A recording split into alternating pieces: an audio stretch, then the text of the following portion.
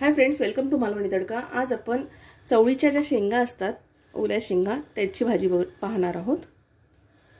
या अशा शेंगा असतात, त्या आपण नीट करून घ्यायचे आहेत। हे पूर्णपणे काढून टाकायचे। त्यानंतर यामध्ये बिया असतात त्या काढून घ्यायचे। ह्या अशा प्रकारे तोडायची ही शेंग। हे जे शिग्र असतात त्याची ही काढून घ्यायची। बरोबर शिजत नाही हे जर असेल तर हे असं आपण हातानेच तोडून घ्यायचे आहेत। जर एखादी शेंग जर जून असेल तर त्याचे फक्त दाणे काढून घ्यायचे आहेत। वरची जी साल असेल ती आपण काढून टाकून द्यायची, ती बरोबर शिजणार नाही। इतर साहित्य पाहून घेऊ आपण। ह्या ज्या शेंगा वालीच्या नीट निवडून मी स्वच्छ धुवून घेतलेत। त्याचबरोबर त्यामध्ये मी भाजीमध्ये मी एक बटाटा ॲड करणार आहे। एक कांदा घेतलेला आहे मध्यम आकाराचा बारीक चिरून। हळद आणि हिंग घेतलेला आहे। मोहरी घेतलेली आहे। इथे कढीपत्ता घेतलेला आहे, लसूण घेतलेला आहे आणि हिरव्या मिरच्या घेतलेल्या आहेत। ही भाजी हिरव्या मिरच्या घालून सुद्धा केली जाते, मसाला घालून सुद्धा केली जाते। टोमॅटो घेतलेला आहे। टोमॅटो ऑप्शनल आहे, जे ज्यांना टोमॅटो आवडत नसेल त्यांनी तो स्किप केला तरी चालू शकतो। इथे आपण कढईमध्ये तेल तापत ठेवलेलं आहे। साधारण 2 ते 3 टेबलस्पून ठेवले। मोहरी घालून घेऊ।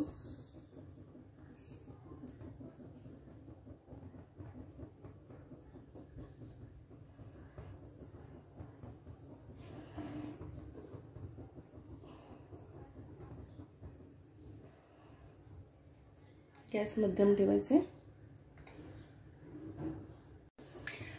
मोहरी छान तडतडली आहे। आता आपण यामध्ये कढीपत्ता मिरची वगैरे घालून घेणार आहोत। त्याचबरोबर कांदा घालून घ्यायचा।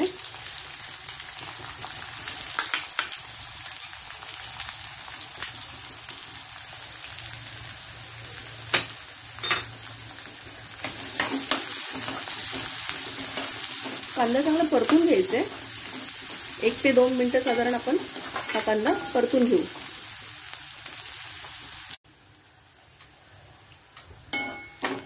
कांदा थोडा मऊ झाल्यानंतर आपण यामध्ये हिंग, हळद घालून घेऊ।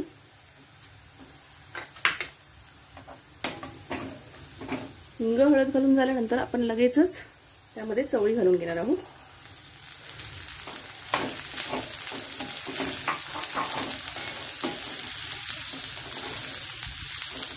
परत मध्यम गॅस ठेवून आपण ही चवळी साधारण 1 मिनिट परतून घेऊ।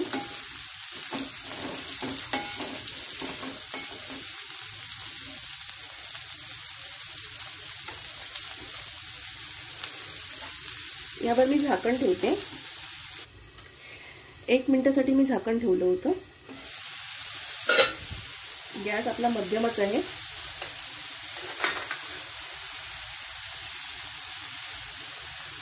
यामध्ये मी आता बटाटा ॲड करते।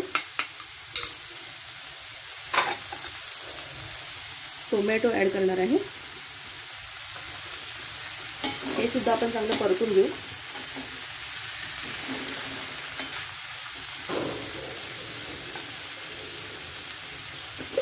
आता मी यामध्ये मीठ ॲड करणार आहे।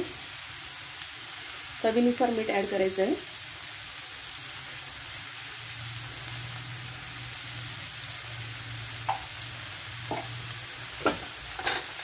मीठ सुद्धा आपण चांगलं परतून घेऊ।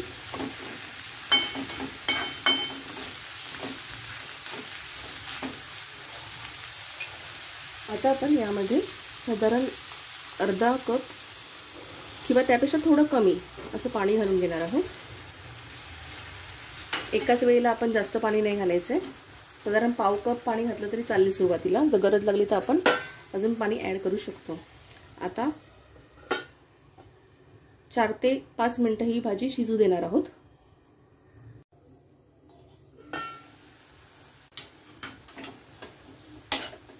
चार ते 5 मिनिटं झालेली आहेत। आता आपण भाजी ढवळून घेऊया चांगली। परत आपण चेक करू शकतो की बटाटा शिजला आहे की नाही। जर बटाटा शिजला नसेल तर जर बटाटा शिजला नसेल तर यामध्ये आपण परत थोडंसं पाणी ॲड करायचं आहे. जर त्यामध्ये पाणी ऑलरेडी असेल तर आपण घालायचं नाहीये, परत फक्त झाकण ठेवून शिजवायचे. यामध्ये मी थोडं पाणी ॲड करते.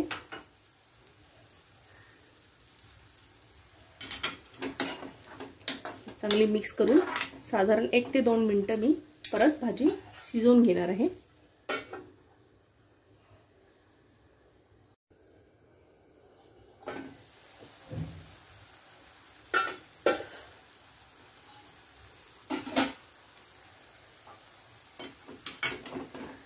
परत एकदा भाजी आपण चेक करून घेणार आहोत. बटाटा छान शिजलेला आहे. आपली भाजी तयार आहे. जर यामध्ये पाणी शिल्लक असेल तर आपण झाकण काढून साधारण 1 ते 2 मिनिटं परत शिजवून घेणार आहोत, मोठा गॅस करून.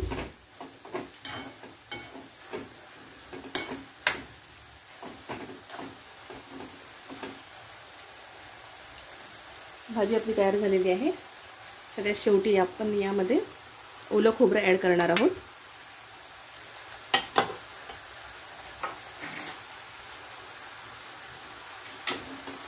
ओलं खोबरं चांगलं मिक्स करून घ्यायचं आहे.